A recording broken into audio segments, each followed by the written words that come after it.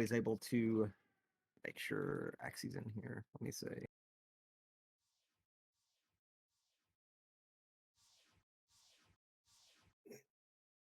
Let me get Axie in here and then I'll.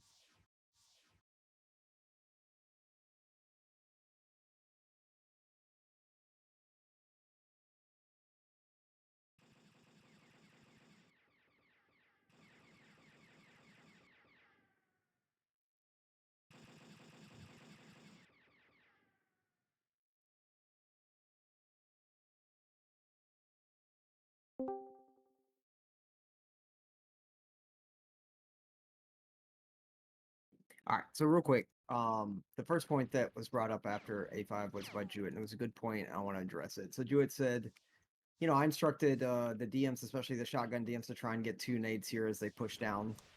So he was saying, I'm not always able to do that. Well, that's fine because the offense knows what we want to do, and even if I hadn't told them, they would still figure out pretty quickly that we're tossing nades and looking to try and win or do as much as we can in the middle area. So they're going to invest, which is what I deliberately had them do on Monday night in rep charges to get y'all back to rep through and not take anything. But from a defensive perspective, that's still a win. If we have 3 imps or 2 imps using rep charges are very important also in the bottom box area. So if they've used all their rep charges and an energizer to win the middle box area, that's fine.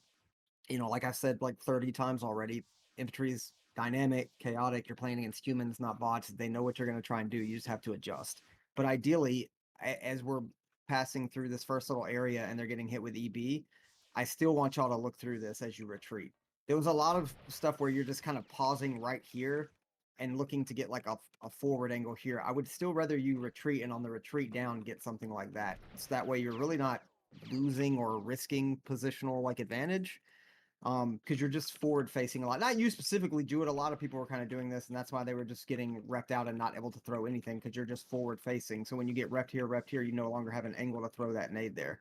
But as you tell they're turning that corner, if you get a nade at this angle right there, I don't have any more nades. But if you have an angle to sneak it in here, a rep charge can just knock that directly back into them. So you're just trying to create a bunch of noise and nonsense with grenades coming through here, even through their reps, right? Like, it's not... And ultimately, if you just get one off and you don't want to risk dying, that's fine. I don't want you to be stubborn and say, Silly told me to do this, I have to do this. No, adjust to what's happening, first and foremost, and maintain your position.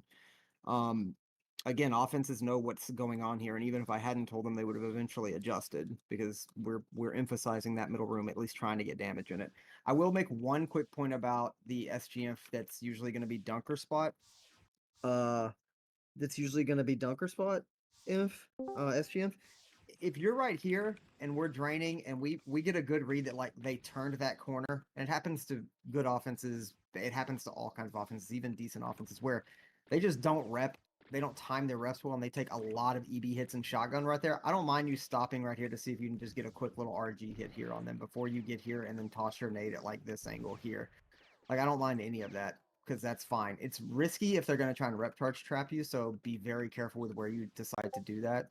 But I would like to see a little bit more of that as well, a little more confidence. Because if you have a rep charge up as a DM and I stop and frag them or like RG them here right as they turn that corner and they rep charge trap you, you should be able to just rep charge trap, rep charge yourself right back out. We got to be a little bit more confident in our ability to get out of tough situations if we have the resources to do so. If you just have like no energizers and no rep charge, don't do that. Hopefully you won't find yourself in that position. But if that's the case, then we ought to be able to start trusting that we know how to use resources to get out of that. If we have a rep charge and one energizer, plus we should have a medic or an engineer capable of repping for us. I just would like to see the middle attempted a little more damage in the middle. Outside of that, I don't have any critiques other than I will say I do want to stress again, there was a good discussion about this. I don't want to just be playing in this area. You can almost draw a line from the bottom here to up here where I really don't want to be playing unless you're just like just here for a minute and like tossing a nade over in that way.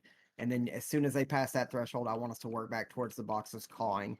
Try to never go towards the left side with call as best as you can. If it does, there shit happens, whatever. Get back under the boxes and get back to the right as best you can. Any other questions? before we go? I mean, I think I addressed the biggest talking points there, which I actually would encourage anything you feel like you're struggling with in these runs, just talk about it. Literally tag me in the dojo or whoever. We've got enough people here that can address anything you felt like you were just unable to do or consistently struggling with, and we can try and address it.